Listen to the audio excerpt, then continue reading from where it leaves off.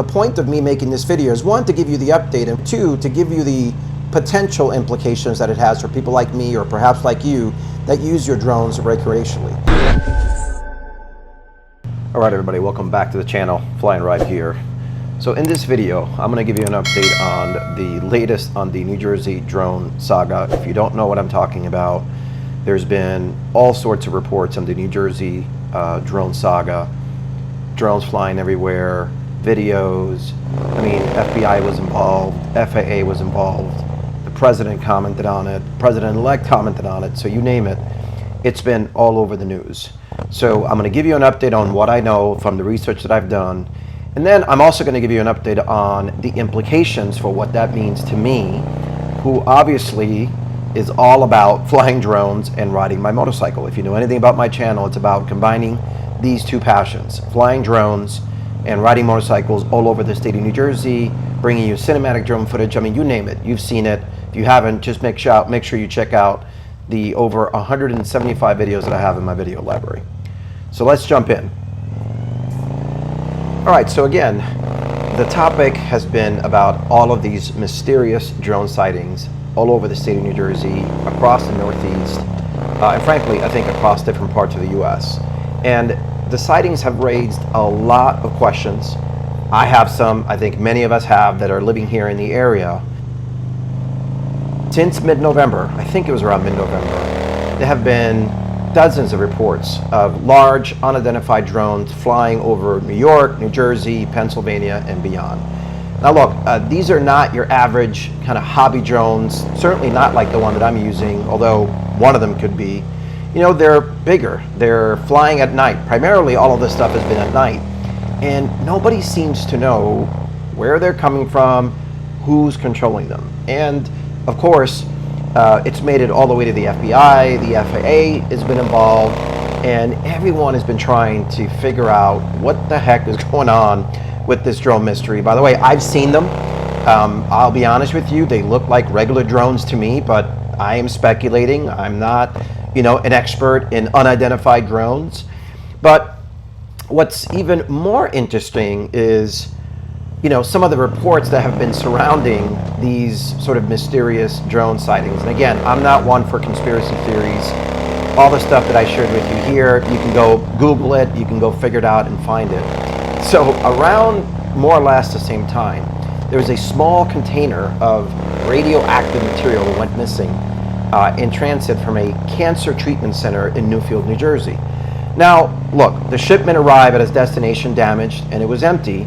And of course, it started triggering like an all-out investigation by all sorts of different organizations across New Jersey. Some people, even including Belleville's mayor, believe that these drones could be somehow connected, maybe even used to search for this missing radioactive material. Now look, I'm not making this up. Again, just go look at this stuff. It actually happened. The missing material was a germanium-68. It was used for calibrating PET scanners. And look, while this radiation levels that went missing weren't considered dangerous, unless of course it was mishandled, the timing of this incident just left a lot of people, you know, questioning. And then all of a sudden there was this like increase in drone sightings that had everyone speculating. By the way, just to put you at ease, eventually the container was found at a FedEx facility. It was misplaced and repackaged. By the way, that's a whole nother problem. How the heck this stuff gets misplaced, I don't know. But even after the material was recovered, the drones kept flying. So, you know, if they weren't looking for the radioactive material, then what the heck were they doing?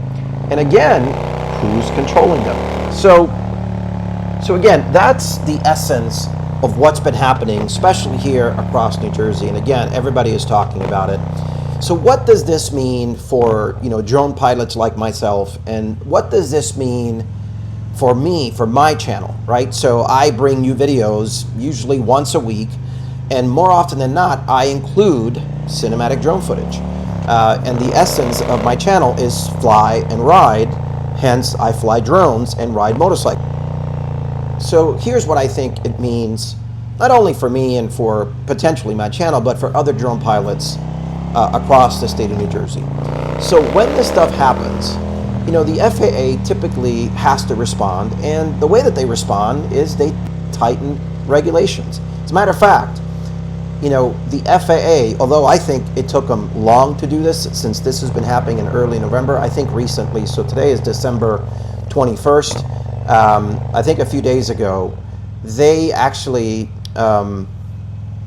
instituted temporary flight restrictions that have already been put in place in certain areas in New Jersey, by the way, including Picatinny Arsenal and Bedminster, which is where some of these drones have been seen.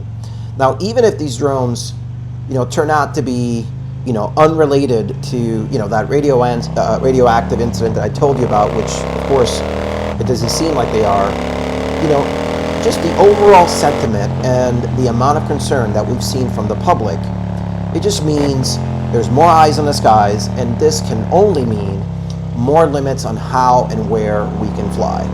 And look, on a larger scale, you know, these sightings, I think, point to really bigger questions around airspace security. So, you know, if unregistered drones can operate like this without detection, you know, what does that mean for the future? Could it lead to more regulation, more restrictions on flying recreational drones like the one that I use to film the channel? Now look, in today's current environment, like as of December 31st, these TFRs, which is what's called, you know, what's instituted to restrict the fly zones, you know, there are small areas, they're very small. You can do the research. I actually use, and I'll show you here, I use an app called Air Control, and this app shows, you know, drone operators like me where we can fly the drone. And if you look at what I'm showing you here, these little red circles are these new TFRs that have been instituted. Now, they're going to be around, I think, for the next 3 weeks. So again, I just think the FAA had to respond. There's been a lot of speculation. I mean, when all these different areas are involved, and people and the news and the FBI and mayors, I mean, something has to be said. And in my personal opinion, look, whatever it is, it took them way too long to address people's concern. And again, that's what I think exacerbates the concern that I have as a drone operator, because all that really means is when you got people that are spooked this way, then it forces the hand on either more regulation or the FAA to take the actions that they did, which of course they have. Now look, you know, am I currently impacted? I can still legally go out and fly my drone where it is legally able to fly. And all I have to do is plan in advance, which I do, understand the fly zones, and anytime I'm going to do any kind of video, I just have to work around it. It's a nuisance at best. But again, the point of me making this video is, one, to give you the update, and two, to give you the potential implications that it has for people like me, or perhaps like you, that use your drones recreationally. It just means that we are likely going to have much more oversight, much more regulation, and I'm not suggesting that that's all bad, but certainly will make it much more restrictive, you know, to be able to continue to give you, you know, full sort of access to the skies like I have been, you know, legally, of course, up to this point. So, look, it is definitely something I've got to keep my eye on. You know, drones, I think, offer an incredible, just creative opportunity, whether you're doing it like me for YouTube or whether you're using it for business or etc. There's no question that it is an amazing technology. I've been flying drones, frankly, for the last 8 or 9 years, and there's no question in my mind that these incidents like this can absolutely shift the public perception and definitely lead to more regulation, and possibly even mean grounding channels like FLY&RIDE in the future. Now, of course, I'm happy to say that's not happening today, but the possibility certainly does exist, and that's kind of you know, what I worry about and what I wanted to share with all of you. But the good news is, if you like this channel and you continue to watch these videos, I can still continue to bring you FLY&RIDE in the foreseeable future, but I just don't know what's going to happen here in the coming months and in the coming years. Certainly something that I will continue to watch and come back and give you updates here regularly. So look, you know, if you're well versed in this, what do you think about all of this?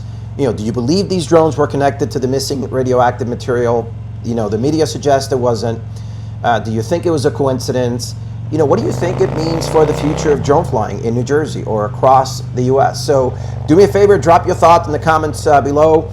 I'd love to hear from you. Don't forget, if you like this content, hit that like, hit that subscribe, hit that bell so you don't miss any future updates. Of course, it's the holiday season, so hopefully all of you and all of us are getting ready to enjoy some downtime with our family and friends. More videos coming. Stay tuned. Thanks for watching.